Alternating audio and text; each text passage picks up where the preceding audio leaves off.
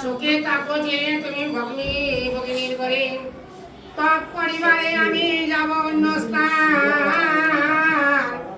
এই বলিয়া মণিবার হইল অন্তর্ধান। একদিন দেখো শতাদেবের গঠন বিবিধ উৎপাত ব্রহ্মসাগর কারণ নিদ্রা যা জগৎ কারু শয়ন মন্দিরে মস্তক রাখিয়া পদ্মার উরুর উপরে ব্রহ্মসা কদাচিত না যায় খণ্ডন।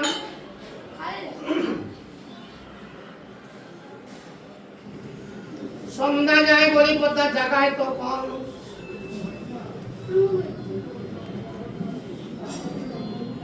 মুনি বলে রবি আসে নয় সন্ধ্যা